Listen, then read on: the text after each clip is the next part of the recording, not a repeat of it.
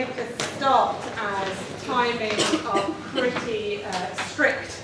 We've got an hour for this discussion. So welcome everyone to the discussion on whatever happened to the Arab Spring. My name is Tara McCormack.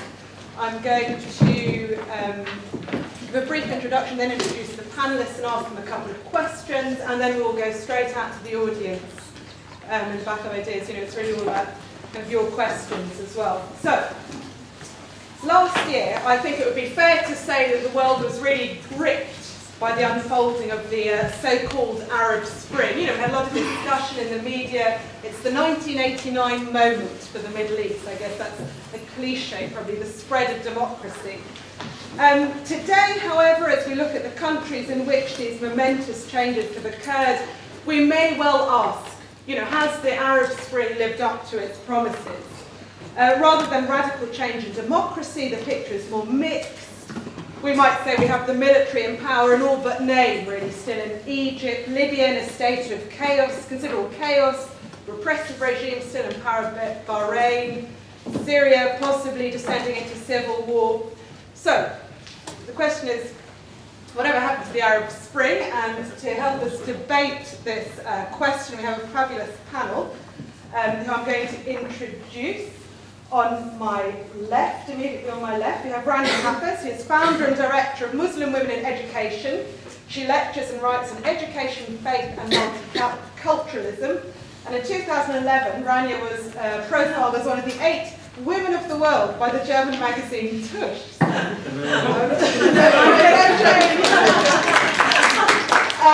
On the far left, Seddon, who is a prolific writer and broadcaster, former UN correspondent and New York bureau chief for Al Jazeera, English TV. He's written for most British newspapers and journals of note, and has recently published Standing for Something, Life in the Awkward Squad, which is available now in the Foyles bookshop on the ground floor. And I forgot to say that last year, so 2 sales.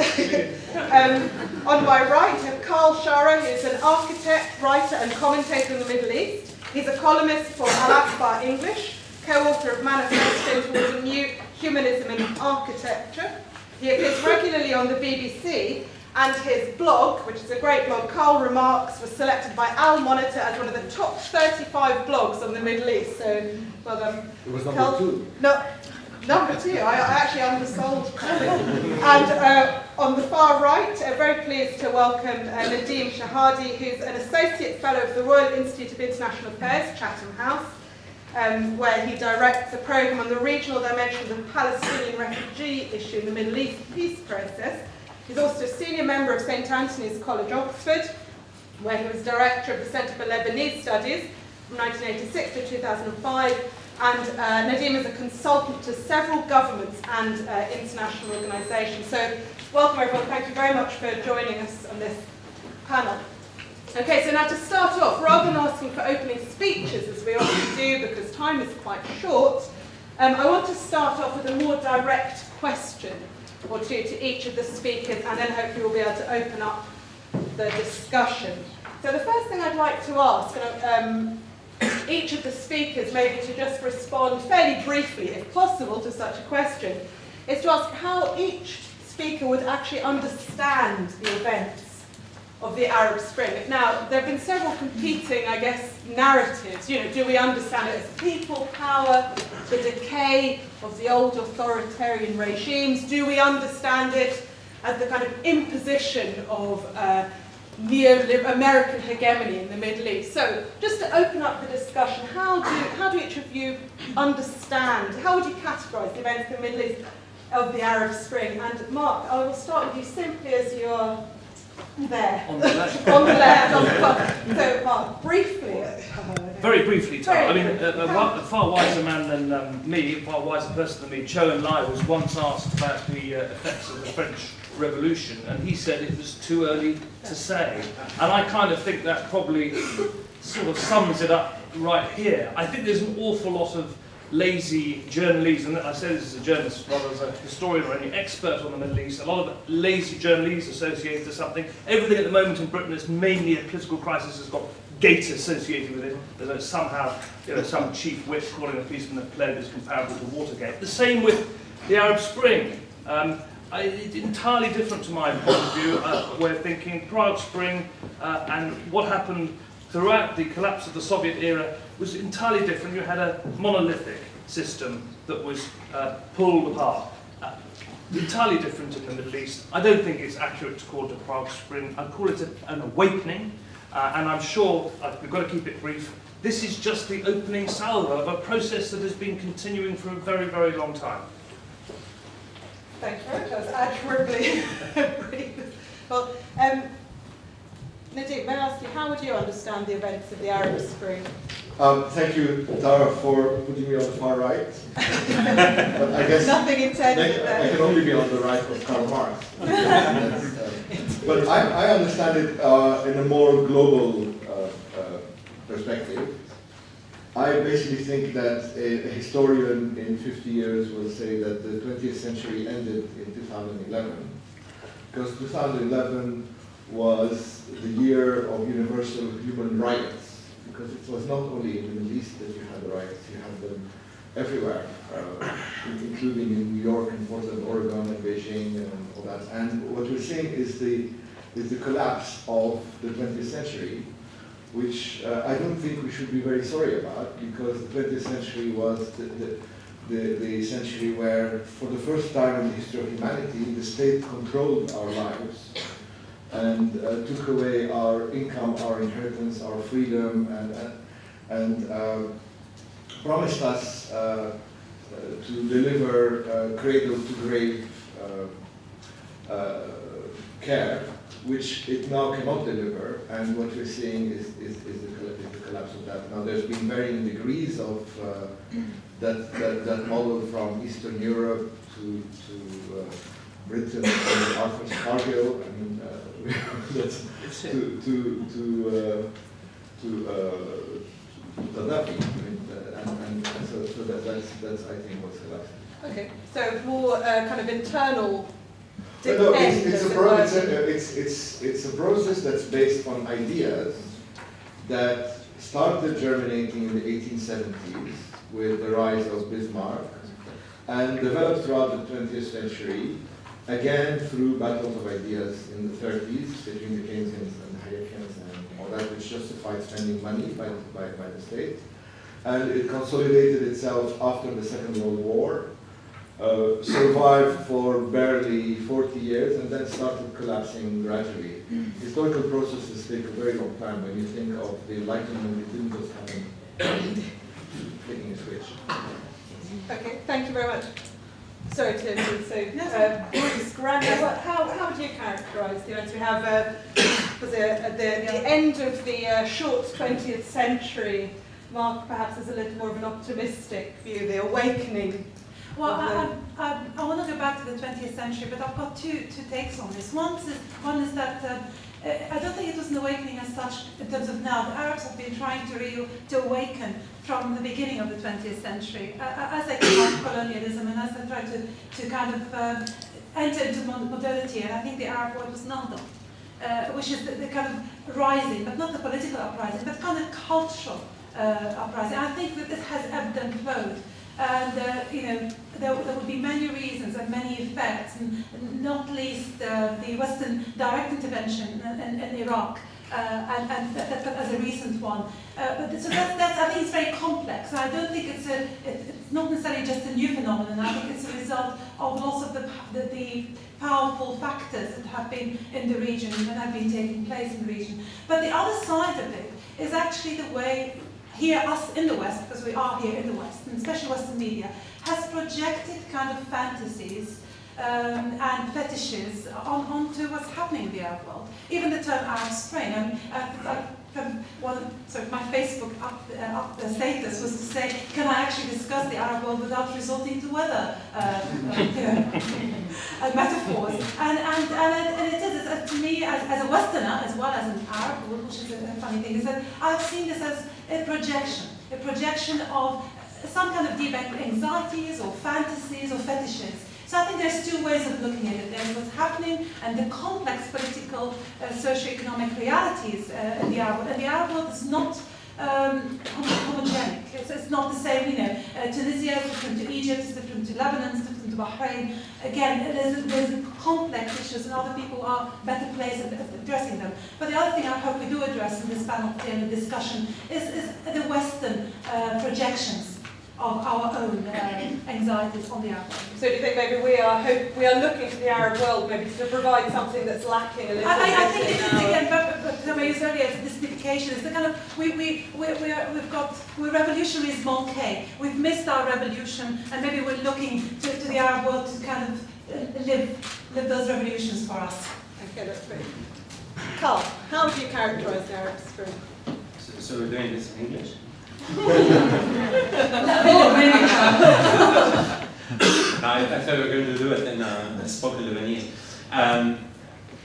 I just found out, interestingly, I'm going to have to contradict Nadim, but I actually went to a school that was founded in Nadim's grandfather's house.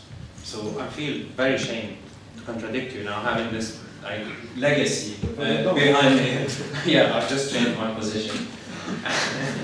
But I think it's very insightful, the remark that it's a collapse of something old to do with the 20th century. But I think we're a bit misguided in celebrating the demise of a few things that are very important, few concepts like sovereignty and self-determination that are very crucial to understanding the Arab Spring.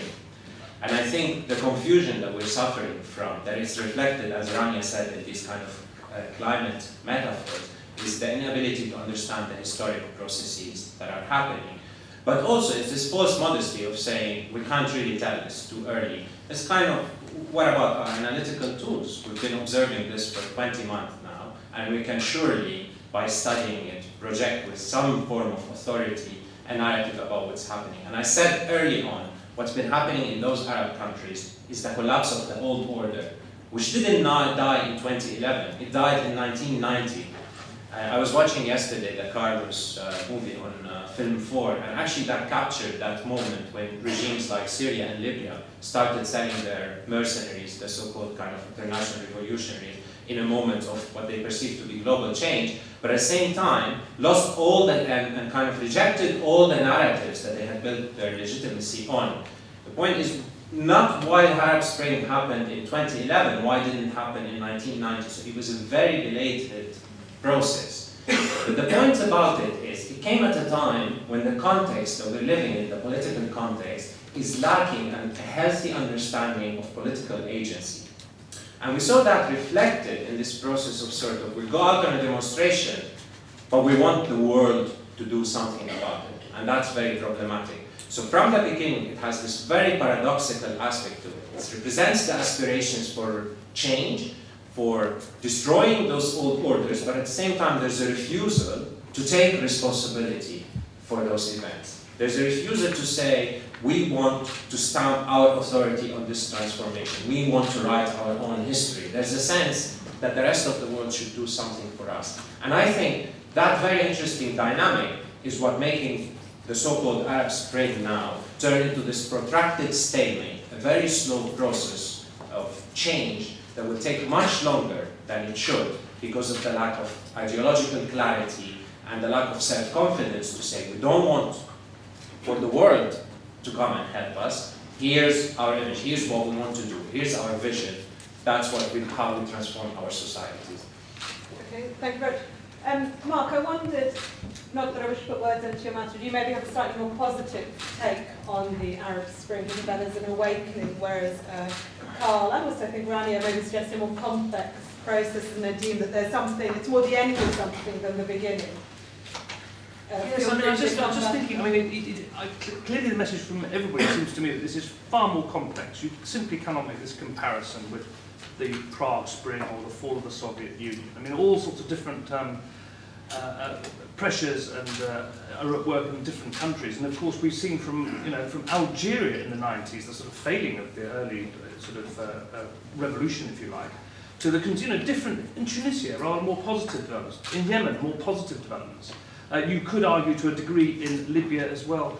But there are other things that, to my mind, yes, it is about the collapse of an old order, a collapse of a sort of oligopoly of power, a collapse of a sort of colonial attitudes, but also there has been a sort of collapse of, to a degree too, of Arab nationalism, secular Arab nationalism, the collapse of Baathism.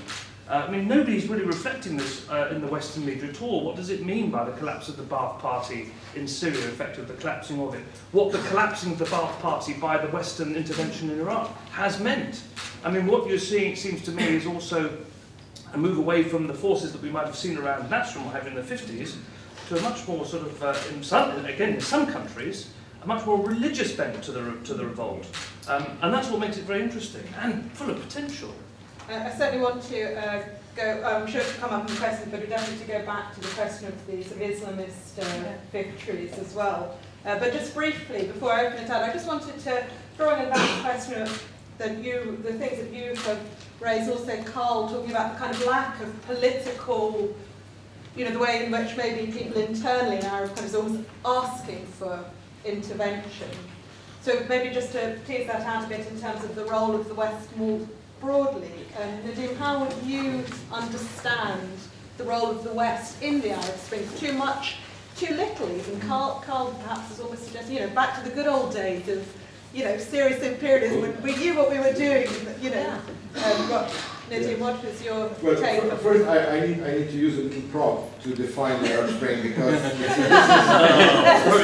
is a spring. Small spring. And the more you press on it, the higher it will jump. And that's, I think, is what's happening because we've had such repressive regimes, not just in the Arab world. I mean, I think Britain was very repressive during the 70s. So all these states, I mean, the states used to have the states' share of the economy was less than 10% in the beginning of the 20th century, and it averaged between 50 and 60% by the middle of it. So our lives were taken away from us by the state. Now, I'm all for Western intervention in a place like Syria, and I'm sure we'll talk about later, because part of the ideas that are collapsing is this hang-up about imperialism, and it's over. We don't have it anymore in religion. It exists maybe in Colombia and in Berkeley, places like that. Maybe the Madrasa of Oriental and African Studies. You can argue about that in the question. At least I think the people don't have these hang-ups. They want freedom. They don't want to pass a test to get it. This sort of idea that you need to know what you want, and you need to be united, and you need to have leadership, and you need to, to have a program. Otherwise, you don't deserve it. And so freedom is not something you need to pass a test for. And they need help. They need help, and the quicker they get it, the better, because the longer these regimes destroy society, the worse the transition will be. And I think we are taking the wrong lessons from crises like Iraq. It's very natural for the Ba'ath Party to collapse, because the Ba'ath Party is a 20th century ideological construct. It's nationalist, it's centralized, it's socialist, it's authoritarian.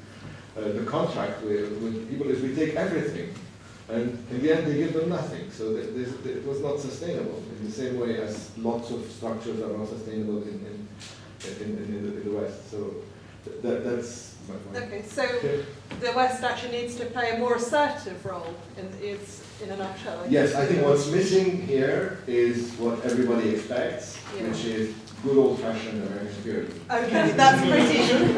Karl, are you hankering also after some straightforward, good old-fashioned Western intervention here to help all those weak Arabs, I'm going to resort to a very useful English cliche here. Yeah, right. I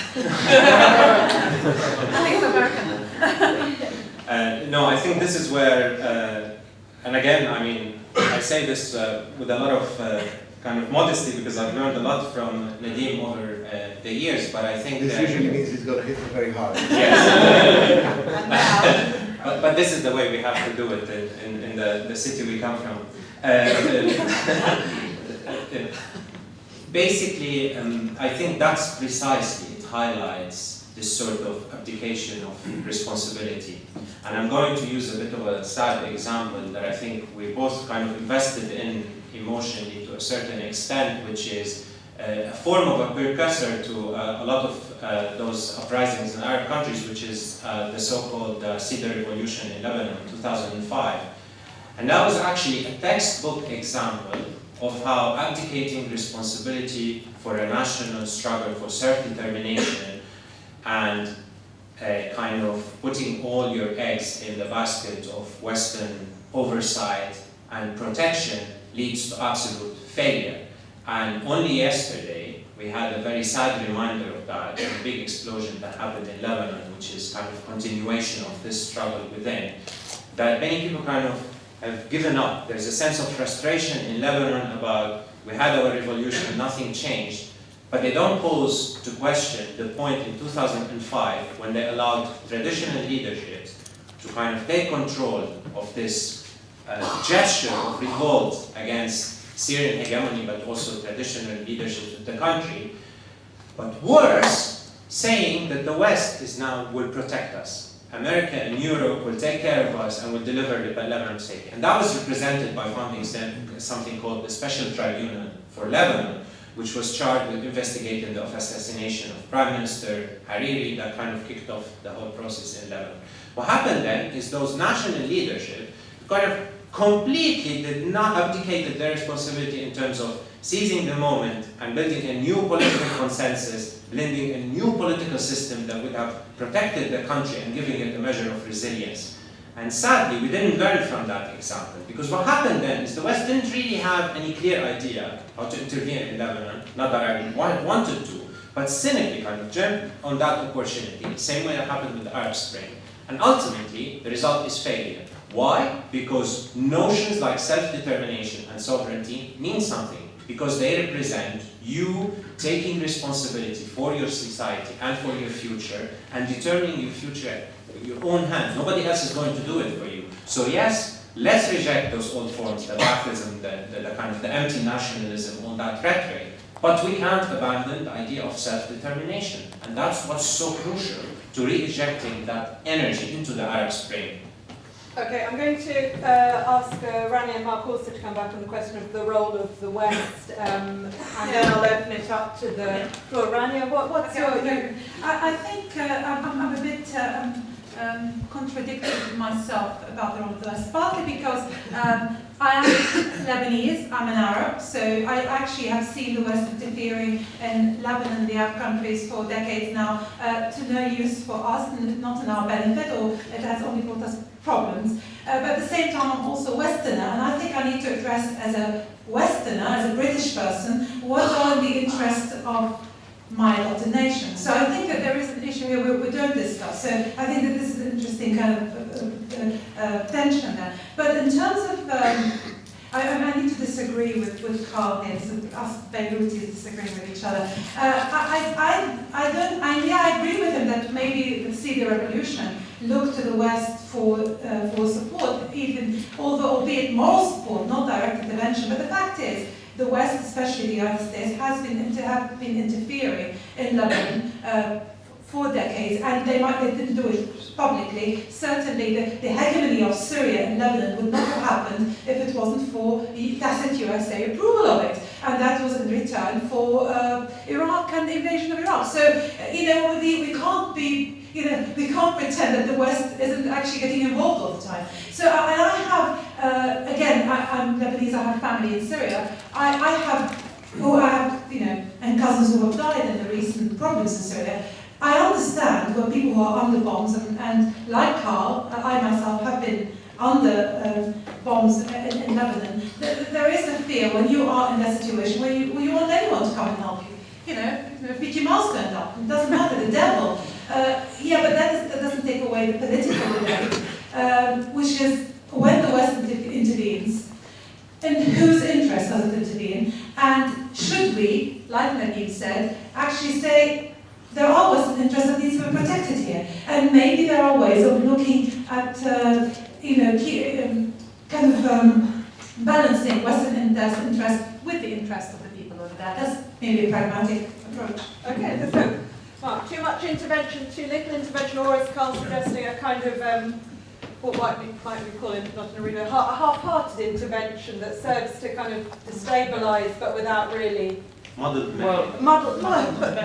interventions. That's an interesting development. I mean, again, I hate, as a journalist, I hate this lazy slang I see all the time in the Western media about we must, we, who are we?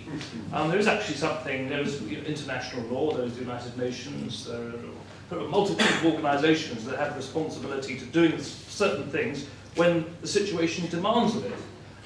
I don't think that the British record of intervention in the Middle East has been rather a good one. I think it's been rather bad, from Palestine through to Suez, Aden, and most recently Iraq. In fact, the British had a policy enunciated by Dennis Healey, no intervention outside east of Suez after the withdrawal from Aden.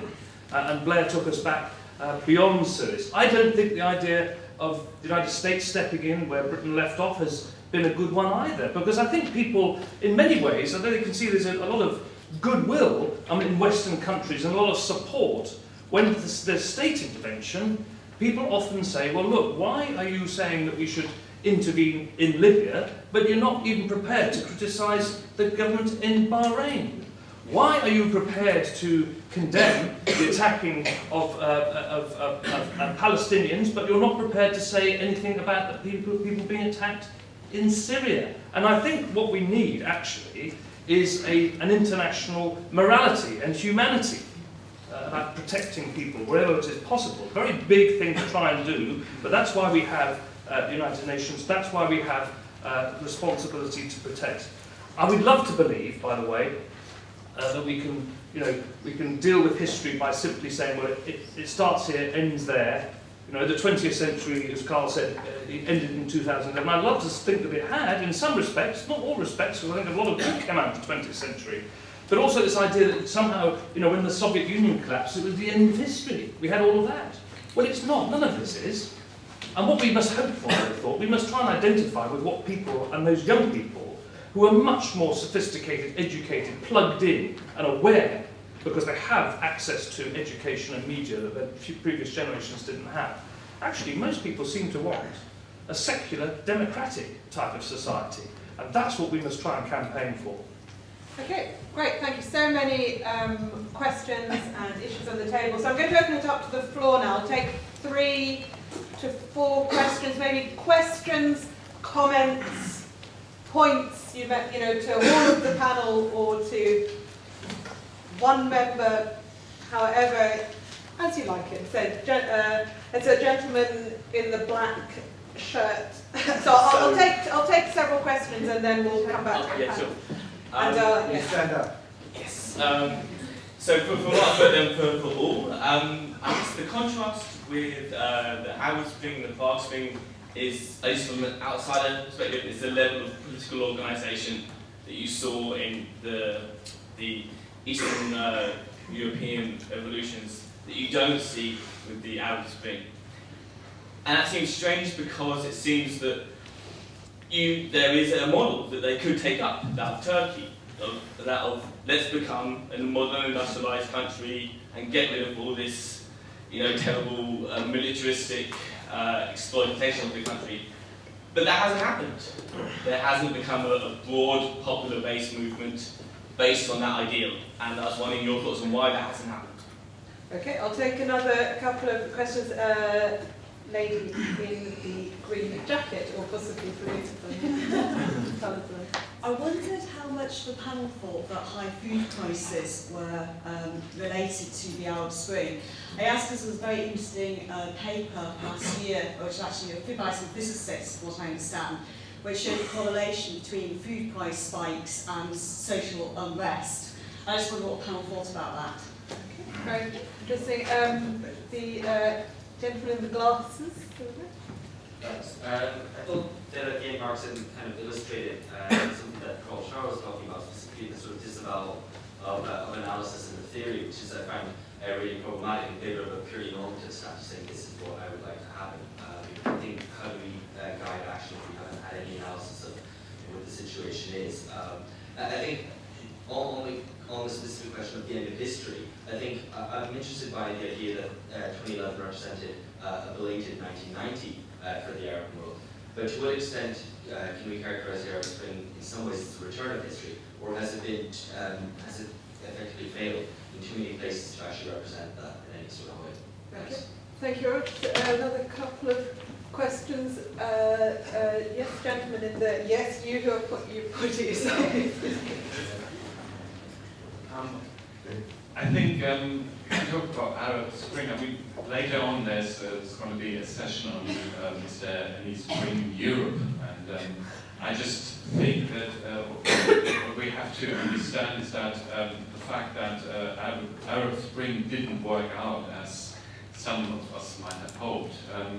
You can explain that by actually looking at what happened, the things that are happening in the West. Here also people seem to be unhappy with government and stuff, but as Karl said, due to the lack of any kind of politics or visions, all these protests immediately collapse, or they more or less adapt in form of style and form to actually the kind of politics that the government are doing themselves. So I think if we talk about the Arab Spring, I think we have to understand that actually, especially the culture of protest is much more globalized, and Arab protests suffer from weaknesses that Western protests are suffering from too. Okay, that's good. I'll just take one more, and then I think I'll go back to the kind of the lady in the white. And then we have time for plenty of questions, so we'll be coming back out. Hi. I want to say, just as a question really, I thought Rania's characterisation of the Western media's response to the events is just so spot on about it's sort of a kind of a fantasy really of what might happen. But I wondered how that kind of feeds in and relays back to the people who are involved in what's happening in those events. And I suppose my question, and I'm far from an expert, but talking to people that I know who know quite a bit about Syria, is that there's some sense that actually the Syrian opposition acted more quickly than they should have and tried to do more than they were actually ever going to be able to, and to take on the regime at an earlier time than they should have, essentially. And so I suppose I wonder what you think about that and the kind of impact of, I suppose it's similar to what's just been said actually about weaknesses within the West playing out. Okay, great. Thank you very much. I'm going to ask the panel to come back. Obviously, you are not expected to answer every single question, everything, so please, you can make some general points or answer specific points as you would like to. So, Nadim, what would you like to come back with everything? Right. I mean, they're all very, very interesting questions. So I'll give one answer to all of them. That's very efficient. That's what I like to Which is to suggest to the Battle of Ideas to set up a deprogramming program. To deprogram us from the remaining ideas of the 20th century. Because all these questions are related to residuals of 20th century ideas. Ladies and gentlemen to my left, and Eric Hobsbawm, see the 20th century as beginning after 1914 and ending in 1990, because you're looking at the material aspects of the material developments. If you look at the ideas of the 20th century, they started 50 years earlier and they ended 35 years later or 40 years later. So when you look at ideas, changes in ideas take a very long time, they're never uniform, and there are always variations, and they never end up in a single framework.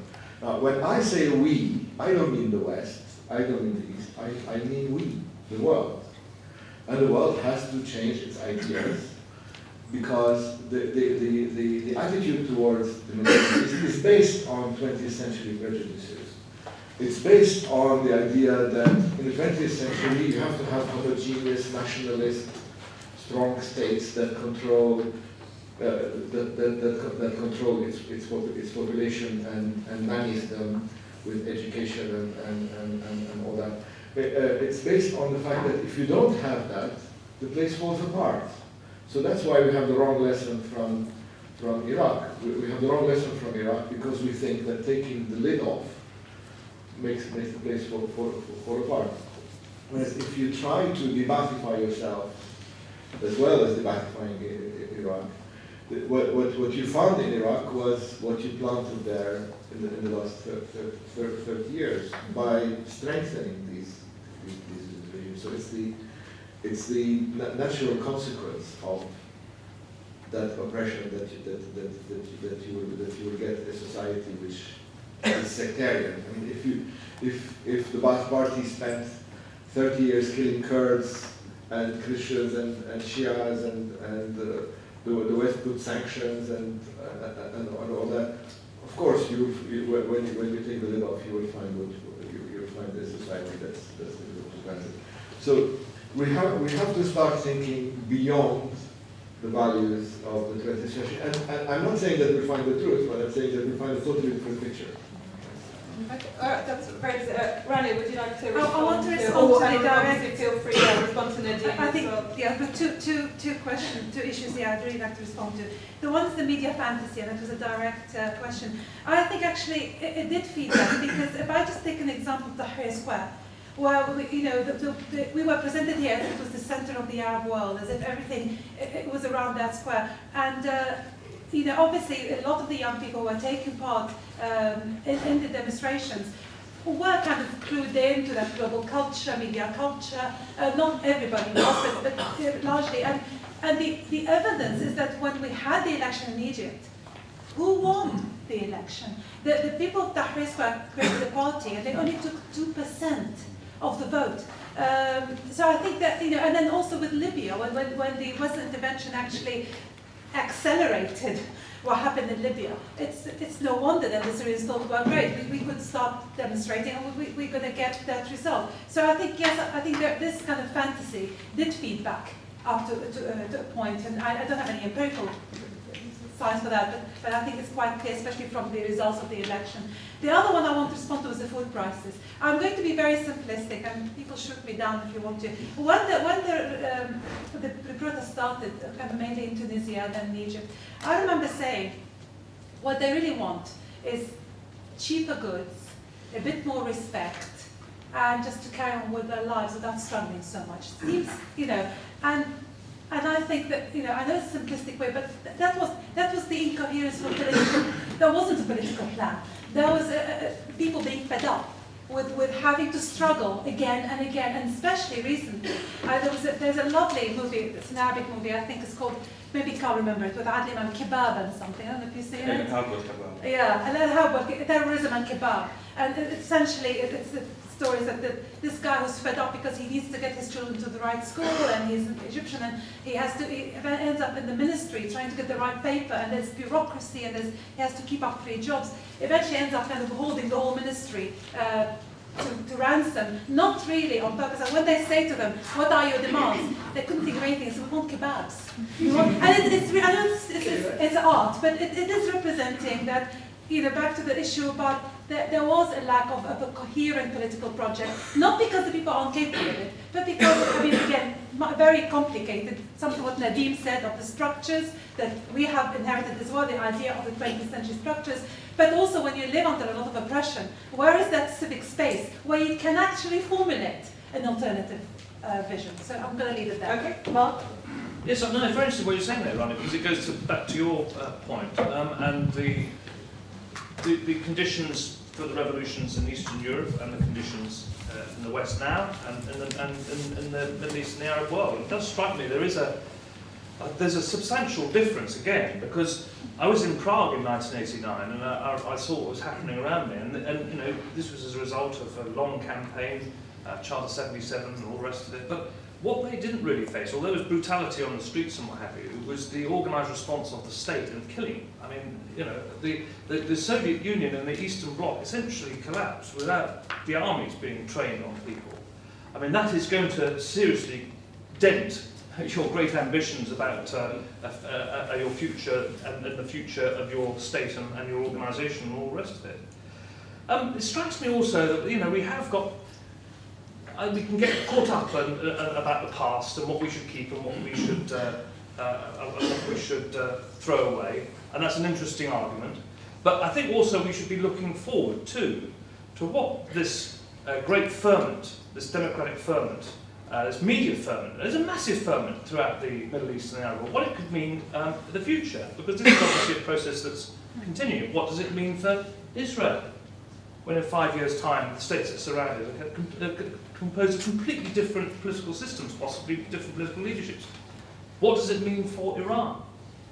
What does it mean for the traditional Western response?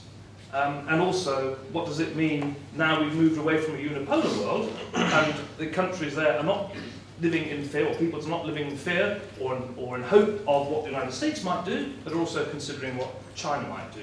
All these things, it seems to be very, very important. And somebody also did make a point about a normative response. I'm all in favour of normative responses, by the way, because I think it's very important, of course, to have analysis, but I suspect when the people are sitting around in the run-up to the international brigades and going to fight fascism in Spain, they didn't spend sort of all the time talking about it, they went and did something about it. Karl. Yeah, I mean, there was a very interesting example there. The political demand for kebab is another example of the global protest movement, because we see that in the streets of UK towns every Saturday night. And it's unifying our political visions. I want to pick up on this point about political organization, because I think that was the most deeply problematic aspect of the Arab uprisings, as I would like to call them, from the beginning. And I said that clearly from the beginning, so I'm committed to that view, and you can criticize me for it.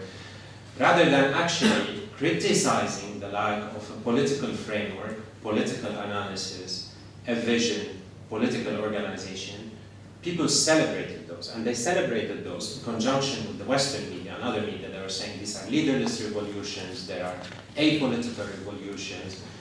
And what happened? They lost control over the process of transition. But let's not forget that these were great moments of heroism. Let's not forget the 850 people that died in Egypt, the thousands that were injured. Similarly in Tunisia, Bahrain, Libya, all the people. There was immense amounts of bravery. That's the positive we have to take out of it. We risk kind of intellectualizing things too much to not see the personal picture, the sacrifice. What does that mean? It means that people are going out on the streets, risking their lives for something. They are being let down by the absence of leadership and a vision. What would you like your life to be like? What would you like your society to be like? You have to conceptualize your actions. It can't be about this process. We are not amoeba. We are not sort of reflexive creatures in the sense that we just respond to events. When you go out and risk all for political change, that needs to be channeled into a clear understanding of where we're going to. And that was precisely the failure with the Arab Spring. I think where it got complicated is all this external pressure to put this narrative that kind of distorted the picture completely, and also nurtured this sense that someone else will carry the day. This we that Nadim talks about, the world. I'm an internationalist. I would love to get to a point where we act as a global community. But there isn't a political constituency for that. We can't forget that point. We can't leap from the situation that we are in now to some imaginary form of kind of a global constituency that doesn't exist, and then have to trust the US to make the right actions simply because they have the biggest guns. That's my problem with this whole conception. In the absence of that, and while we build up, and probably Nadim and I share this aspiration to build an internationalist kind of outlet and global constituency, we have to be careful to maintain the kind of the boundaries of political actions that we have. And they happen to be within the states. That's something very important to recognize. The distortion that is being happening now and feeding this kind of cycle that somebody talked about is sort of reducing that struggle to a caricature. Go out on the street, carry a few slogans in English, and we'll come and sort it out. Well, obviously that didn't happen, which again takes me back to that point. You need to take control of your life. But I salute the individual struggle and the collective struggles, but I lament the lack of leadership. That's the key leadership. That's the key point there. Okay. Yeah. I know. Now I'm going. It's about 4 people. What about the rest of you? Now I'm going to take more questions, please. Hands up for the. Okay, I'm going to try and take all the questions. I shall start at the back with.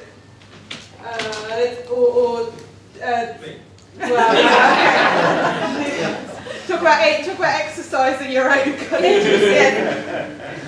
Dennis, please. Squeaky wheel. I'd like to just describe to you the new Western morality that you might have as a norm, right? Which is really, really depressing. Right? It's an anti-human morality. It's a morality of people who are incapable of doing it, who are incapable of democracy, who are incapable of organising their own lives. It's articulated by John Gray at the LSE. He makes this point: gorillas don't try to organise their lives. Why should we? Right? That is the philosophy that is being exported by Twitter to the whole of the Middle East. And you often hear this thing that Arabs are incapable of organisation, they can't cope with democracy, and they can't cope with modern life. And where's that come from? That's a Western projection. That is the new 21st century projection. Right? Whatever its fault in the 20th century, people thought people could take control of their lives. They could take control of their lives. And you can't have organisation or leadership unless you believe you can control your own life. There's a fundamental philosophical battle to be taught, and I'm wary of any interventions, particularly normative ones, because it's precisely the normative interventions that's destroying any possibility of future for the Arab world. Right, thank you, Richard. I'm going to go back and work my way up. So, yes, you. I want to ask a question. There's been a lot of talk about Arab and generally as an Arab Spring, and as much as that title has been right, I want to ask the question: how much of this is one collective Arab movement, and how much of it is the single nations that would have done this anyway and has been spurred on by the other nations doing it? I just want to kind of clear that one. Okay, thank you very much. Gentleman behind Dennis. Yeah, I guess I'm interested in why the Arab Spring had this fantastic resonance that it did have at the time, and kind of what it says about us. I think is very interesting as well. And I think you do have to look at this against the background of the so-called end of history and all that. And it did seem, if casting our minds back, as if suddenly we were seeing a restart of history. And so we have to ask, why didn't we see that? Well, for one thing, the people seem to be back in the game for the first time since 1989. Really, serious, honestly, popular struggle. Now, the other thing, which I'm a bit more tentative about, but I think it's really interesting to entertain, is this. If we are to dump all of the ideas of the 20th century, as is being put on the platform here, what are the ideas that are going to come in to take their place? And I think actually the last 20 years there has been two, let's say, political ideas, both of which I think have been utterly unable to answer the job. One is green ideas, I won't go into that, but it's been completely not up to the economic conditions that we now face. The other is this idea that struggle or change would just be self-organising. It kind of comes from the internet, or this comes from lots of people just getting together. And without, some anti-ideology, and I think that's the be very quick. I think that the Arab Spring has sort of been was both incredibly inspiring to many people, and then it's been incredibly kind of depressing, because at least to those who bought into this idea, because it seems to have failed utterly in that. Thank you very much. There's this gentleman, one of our volunteers. Thank you very much. And then I'm coming up this way. I was wondering whether the Arab Spring could be viewed in the context of a decline of Arab secularism and an increase of support for Islamic parties. And in the context of that, I was wondering how you could then view Western interventionism, because there would be a sort of gradual disconnect between the aspirations of both sides. If the West surely would have wanted to support a revolution which would lead to an Islamic party in power. Okay, great, very important question. I think the gentleman and lady here at the front who had their hands up, just right at the front. So, however you wish to. Just coming back on this question about whether the 20th century ended in 1989 as per Hobsbawm or 2011 as per Nadim, it just made me realise that the two governments that fell most spectacularly, Egypt and Libya, are in some sense both detritus of the Cold War. Does Gaddafi make any sense in a world where the Soviet Union never existed? My feeling would be no. And similarly, does the Mubarak regime make any sense in a world where there was never a United States whose entire Middle Eastern policy was driven by the need to oppose the Soviet Union? And in that sense, it's almost as if history well, not history, but the 20th century did end in 1990, but somehow no one told the Arab Holzman certainly did. Great. I think another point is it can be argued that the West don't always intervene, maybe due to natural resources. It's the selfish issue. But I think they didn't intervene, well, they did intervene in Libya where there was oil. They didn't intervene in Syria. Now, it's a very selfish issue, but they have played, and do you agree that played an important role in the uprisings? And if so, then isn't it going to be a major problem in the future? Okay, I'm going to ask the panel to come back. Oh, sorry. No, it's good. Just really quick, I just wondered if the Arab Spring had developed a kind of coherent nature there. Karl talked about whether or not Western, particularly Western media, were being so keen to jump on the bandwagon. So. Very good.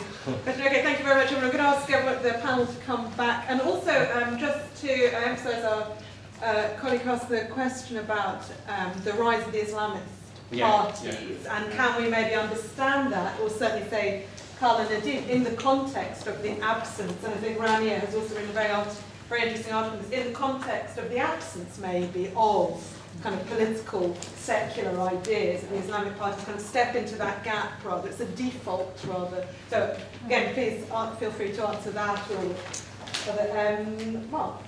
Well, actually, just on that, Tara, I mean, it does strike, again, we've been sort of putting history into rather convenient blocks in a way. I mean, because it's a way of describing events and all the rest of it. But I mean, if you're looking at a resurgence of a certain view of Islam in some parts of the world, I mean, that goes back a whole way for the 20th century. So, but it's interesting because, you know, what does it mean with this collapse of, you know, the secular nationalist view and what the West, because we've been talking about the West quite a lot, what the West has been doing. It seems to me that the West has, and by that I mean the United States, Britain and parts of it, have intervened to shore up the status quo. Those states that were client states from the Cold War times, not really knowing who they were supporting. And the classic example was, of course, Afghanistan, previously when the West supported the Fedayeen against the Soviets. And right now, I mean, the British and the French backed certain forces in Libya who they will probably find to be very hostile to them. You know, they're blundering. Essentially, the West is blundering around. But it's a very interesting point you make about the client states, effectively, because I'm sure, yes, Mubarak and others owed an enormous amount to the United States at a time when there was a great bipolarity between the Soviets and the Americans, but there's a new bipolarity upon us, which is China. You know, what will the Chinese be doing over the next 10, 20 years? How will this shape us all? How will this shape us all? Thank you very much. Rania, what did you want to what I want to take on is loads of interesting points. The thing about is all the Arab world, you know, one story, and it is not. It clearly is not. Tunisia is different to Egypt, it's different to Libya, it's different, and we don't have the time or the luxury to go into detail. But what somebody said about the collapse of the Libyan regime and the Egyptian regime, I put it to you, the Egyptian regime never really collapsed. Mubarak was got rid of, but the people who were in charge were the army, and they carried on being in charge. and so again, it's one of the changes. The fact that, and my little theory about it is that because of quiet American intervention, which wasn't very apparent, which kind of said, no, you cannot use your army and your air force to bomb because you are a client state and you have to behave in a particular way. But that's that's another story. So I think it is different. It is different. And Libya, the reason I think Libya collapsed like this is because of direct Western intervention. So I think there are issues around direct Western, and why is the West intervening? I don't know. Is it for oil? Is for, again, another discussion. But on the rise of the Islamists, they were always there. I mean, in Egypt, I remember at the beginning of the Egyptian uprising, Tahrir Square, having an argument, a very heated argument with a friend of mine, where I actually said, oh, when the elections come, I think that the Brotherhood will do quite well, and this person said, you're stupid. Of course they won't. Don't you realize it's a new reality out there? I said, I think they will, and I wish I'd just predicted how well they would have done, because it surprised many people. Now, it didn't surprise me. What surprised me was Tunisia. And the most secular country, absolutely in the Arab world, for it to return kind of an Islamic government was quite interesting. Again, I think that needs more analysis, and I'd like to explore, maybe in a different forum, why. So I don't think there was a rise of Islamists. I think there were always been the reason, I don't know, Iranian Revolution, I remember the Iranian Revolution. Did it ignite something? Even in a very secular country at the time, like Lebanon, there was kind of seeing religion more as a political force. Again, a yet very complex and historic, really, set of factors. Thank you. I'm just going to ask Nadim as well, please come back on what you like. And also, just on the rise of the Islamist question, you argued, we're sort of in the old mindset. Now, would you understand these Islamic parties as part of the old order, or as Olivier Roy would argue, kind of much more as, the kind of current, almost lack of sort of real political... Depends what you read Olivier Roy. Now that's a good academic. Well, I want to start a bit where you left off on about Lebanon.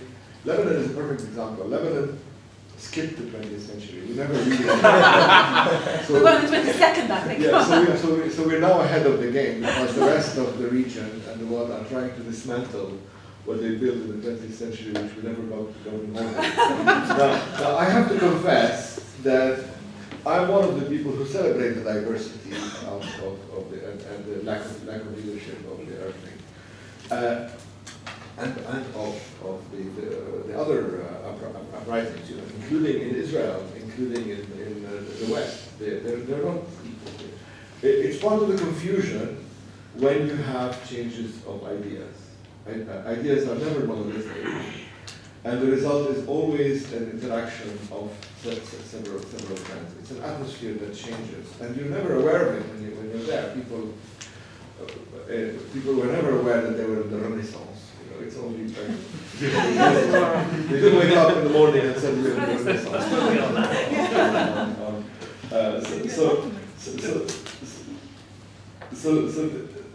When you have revolutions, they are, in a way, doomed to failure.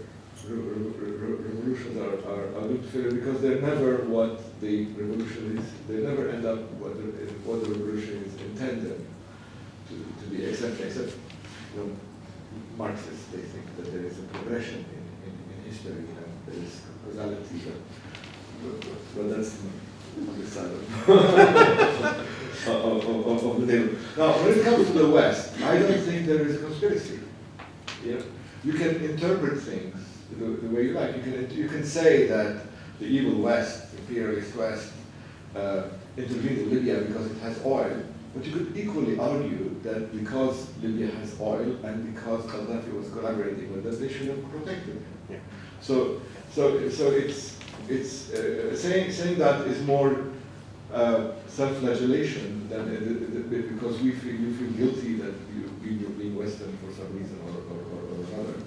So that's part of deprogramming for May I jump in and ask, we're rapidly running out of time. I just want to ask Karl to have a last few words as well, and just to say that Nadim, Karl and I will be discussing Syria almost immediately after this in the Hammerson room on the mezzanine floor. So, Karl, can I ask you to help us come back to a couple of points?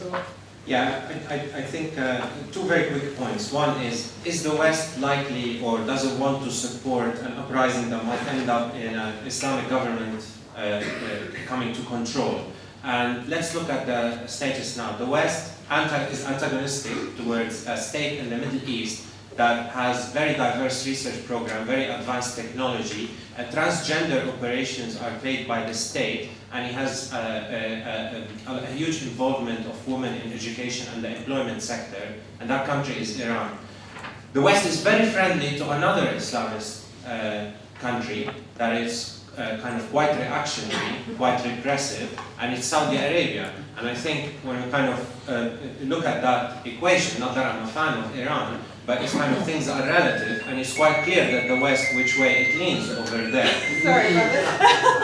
I don't know, was musical accompaniment. Yeah. I think that's saying the top. We've got 5 more minutes. So I'm sorry to please. You know what the tune was? Yeah, please come and carry on the conversation about Syria in the Hammerson room in 15 minutes. I want to say thank you very much. I'm sorry I've had to rush the panelists. Please go and buy Mark's book. It's in foils, and thank you very much to all the panelists for a great